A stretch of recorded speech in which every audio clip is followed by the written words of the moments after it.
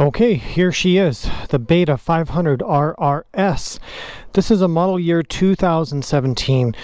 So, just quickly, the story of kind of like why I purchased this bike. So, if you follow my channel, you might know that at the end of last year, I decided to take a break from riding after I had the baby, and I sold my KTM 500 EXC, which honestly I kind of regret because that was a beautifully set up bike. I really liked that bike. So anyway, this spring I started to look for what my next lightweight dual sport bike should be. I have to have a license plate. I just can't compromise on that. So it's got to be a street legal bike from the factory.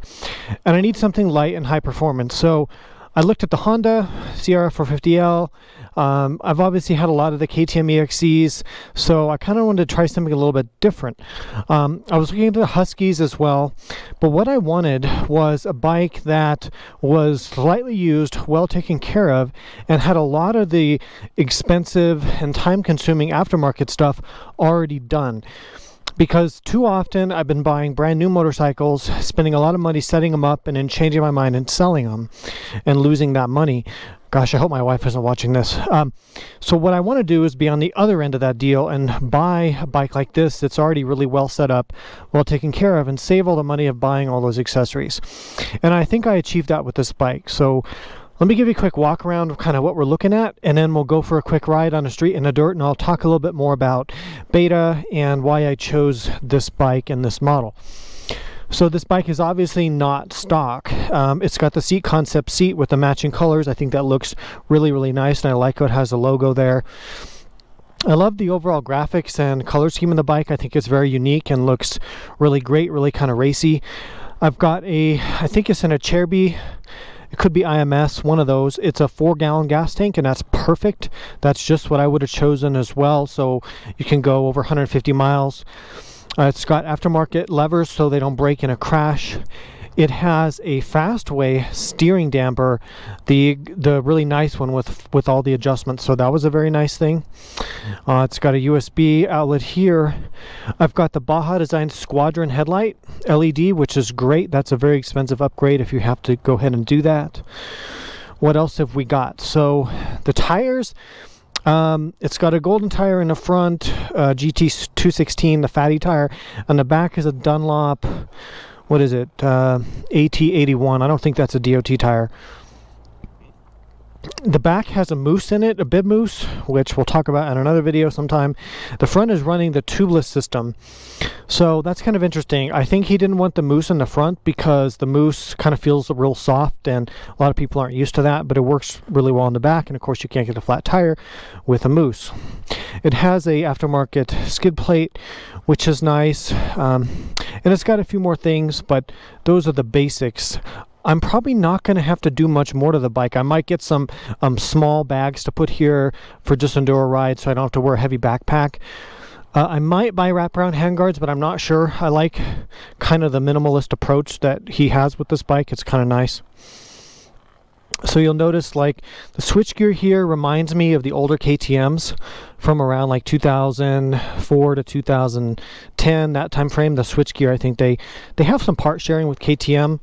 I'm not sure quite on the details of that, but the motor is a Beta motor. They don't share the motors anymore. They did for a period of time, but that's different now.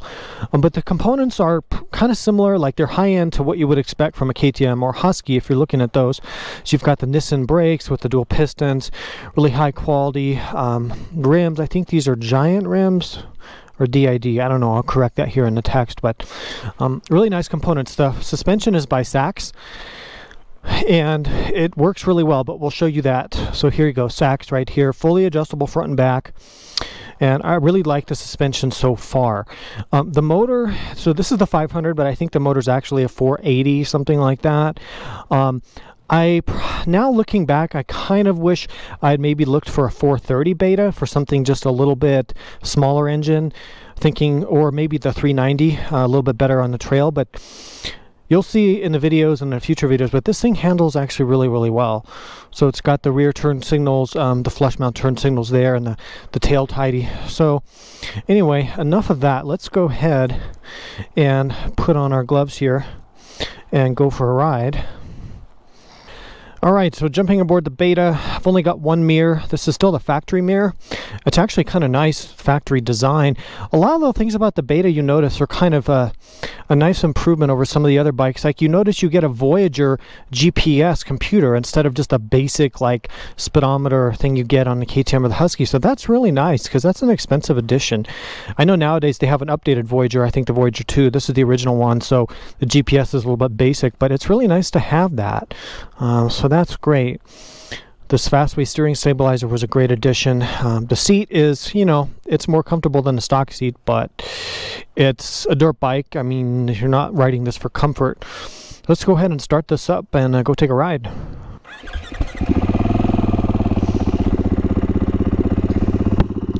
So I really like the fact that they give you a tachometer. So anyway, I think this is great to have more of these features. That's my engine temperature there. It actually gives you the actual temperature on a digital gauge instead of just like a dummy light that the KTMs have, so that's nice.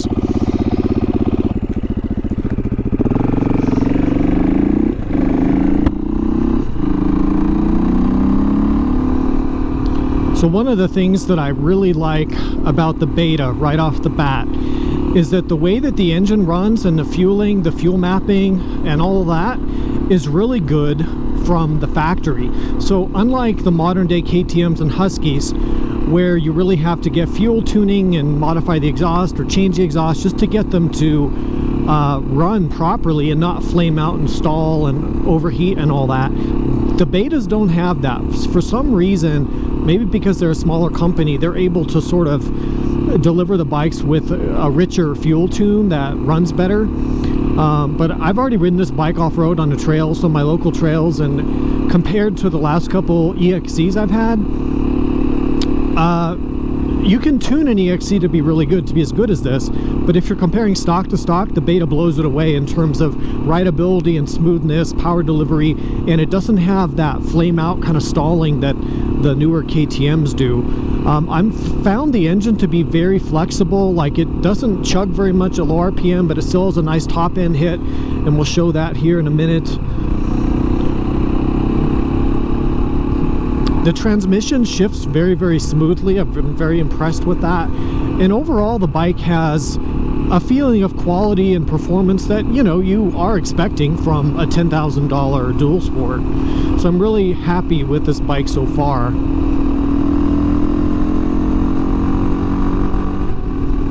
So it has a wide ratio transmission, which is wonderful, just like the EXCs and the Husky TEs. You get that really nice, I mean, see, there's top gear, and you can cruise with the stock gearing. I think the stock gearing is 1448, or that's what this bike has. I mean, 55, 60 miles an hour, you're just lugging along. It's really very relaxed, and that's the nice thing about having a wide ratio transmission. This is why I kind of prefer something like this to like the KTM 690 or the Husky 701. The transmissions on those bikes just have such narrow spacing, and that's their biggest downfall in my opinion. So the gear ratio is great. I'm going to drop the gearing down. They actually give you, I think comes when you buy the bike, they give you a 13.2 sprocket, which you can change. I'm going to put that on actually this weekend and start riding with the lower gearing, because this is like my single track bike, right? I mean, I've got the 700 Tenere now, I've got the GS, so this is my small bike for like serious trail work, which I'm not going to show you in today's video because this is just kind of a first impressions ride.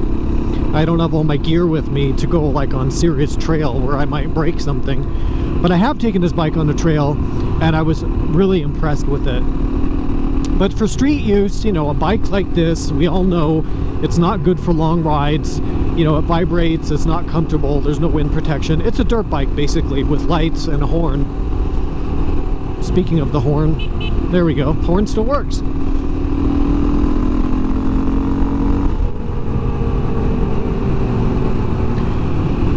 Let's talk about the power in the motor. So I think it's around 50 horsepower, somewhere in there. But it's the way it delivers the power is very smooth, very linear.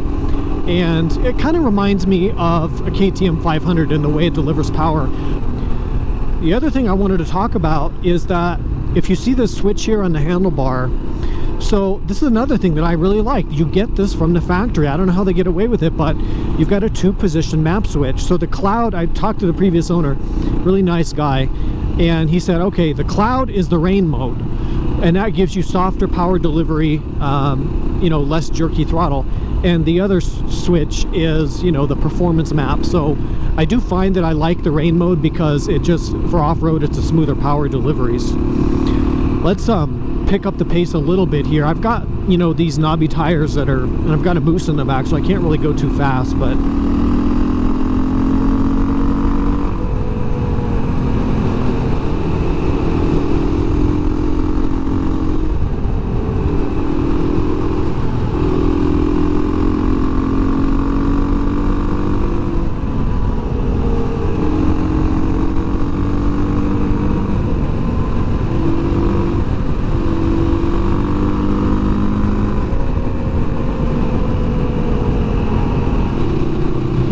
so while we're making our way here to the off-road section of this little first impressions video, let's talk a little bit about beta. So I don't claim to be an expert on beta, but I've been trying to read up on them and understand, because honestly, you know, a few months ago, if you'd asked me about beta, I would have said, well, I think they make trials bikes, and that's about all I knew about them. But you know, they're an Italian company. They're actually very old. They've been around for like 120 years, something like that. Really impressive history.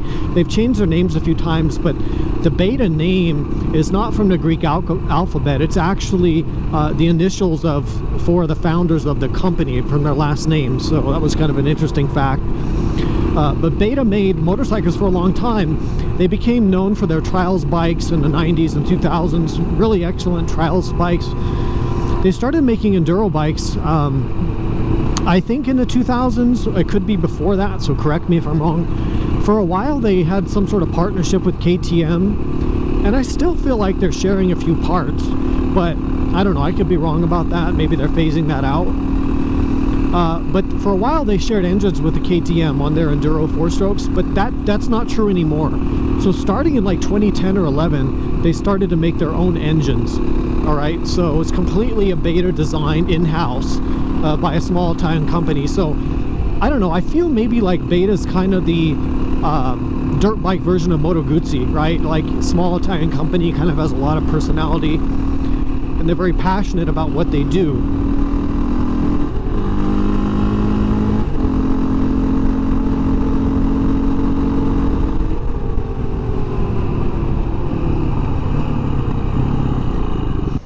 All right, let's go for a little rip in the dirt and talk about this a little bit more.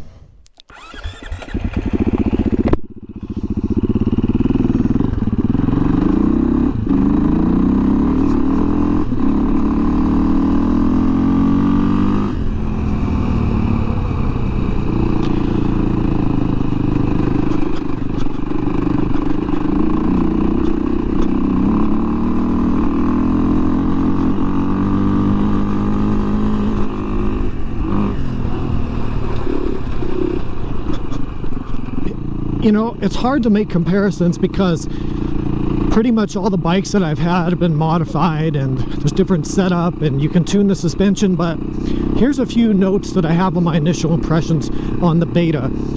I like the motor a little bit better than the KTM motors, at least if you're comparing them stock to stock, right? This is before all the tuning. And you save all the money with the Beta because you don't have to do all that tuning. At least that's true in this 2017 bike. I don't know if the 21s and 22s have gone the same way as the KTM. The suspension, so the SAC suspension, I'm very impressed with it. I feel like it's set up a little bit firmer with the spring rates than the latest KTM models are. And I think that's a good thing, because a lot of people on the EXCs are having to change out the springs for a harder spring because they just find the suspension to be a little bit too soft on the KTMs and Huskies. It's still a great suspension, but the Beta, yeah, I feel the Beta suspension is just a slight edge on those.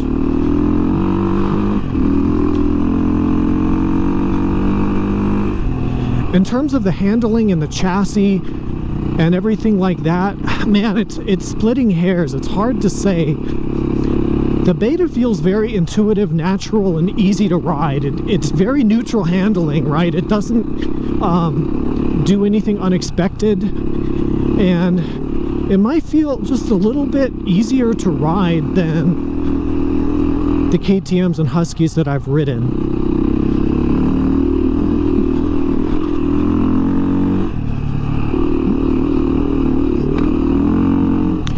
The chassis is very predictable, and the fact that the motor has such good linear power, and watch, I can chug the motor like this.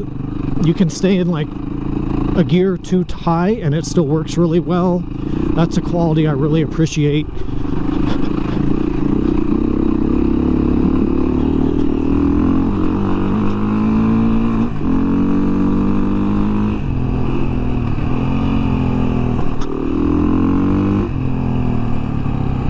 It also has a really nice tone, a really nice sound to it. The stock exhaust is very nice, and I would see no reason to change it out.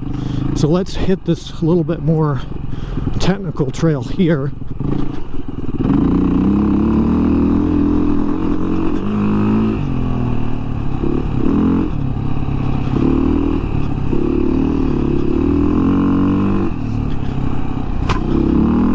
The back end steps out very predictably. Of course, that's going to also depend on what kind of tires you run.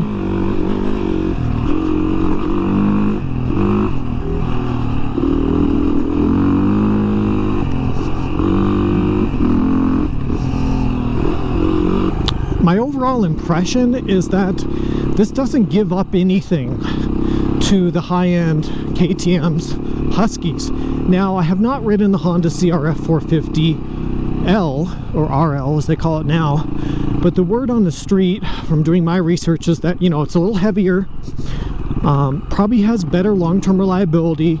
You know, you're not going to have to rebuild the engine as often as these European bikes. But the fueling is terrible on those. They have a really jerky fueling response, and so you have to spend money on pipes and tuners and all that for the Honda, and that's not something that the Beta needs, and I really appreciate the Beta's able to do that. This is also on the lighter end of the spectrum. It's not as light as the newest KTMs and Huskies. I think this comes in around 260, whereas I think the 500 EXC is around 245, 250, and the 350 is a couple pounds less. So there's a small weight difference there. I don't know if you could really feel it, but it is there.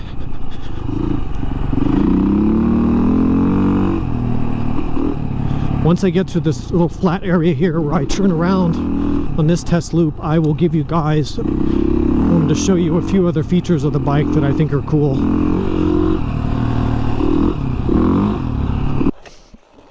Let me show you a few things that are kind of cool, kind of unique about the Beta. The seat, look at this. The seat comes off with a quick release button. That is really, really, well, yeah, I promise it does. There, see, it comes off. You can get easy access to your battery. On the KTMs and Huskies, you have to go under here from the seat and unbolt something. So I appreciate that. That's a very useful feature. They have integrated grab handles here. That's also very smart, instead of having to bolt on an extra piece like you do on the KTM. But you know what? For a lot of people, it's going to be a hard choice between a bike like this and, you know, the typical KTM Husky that everyone buys. I think if you want something a little bit different, you kind of like the Italian flair of things, then you're going to like the Beta. But even if you don't care about that,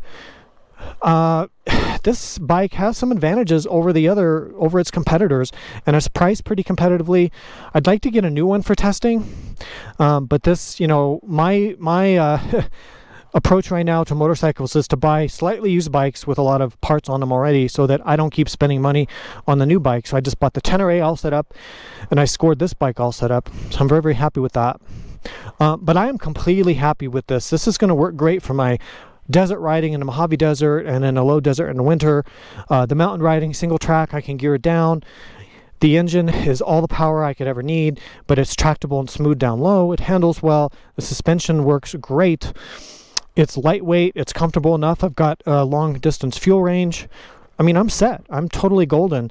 And I bought this bike for $7,500. He was asking $8,000, and I showed up with cash, and I was like, I really like the bike, and I kind of hesitated a little bit, and then he's like, okay, $7,500, let's do it. And I was like, okay, sold. Anyway, very, very happy with it. Let me know what questions you guys have about the bike, and I'll try to address them down below in the comments. And let me know, would you consider buying a Beta over a KTM or Husky, and why or why not? So thanks for watching, and keep in mind, this was just a first impressions video. More videos coming in the future as I learn more about the bike and go on more adventures with it when I have time. But yeah, let me know your questions and comments down below. If you like my content, please support me by subscribing. Please leave a comment, give a thumbs up, consider being a Patreon supporter, and otherwise, ride safe, and we'll see you out there on the trail.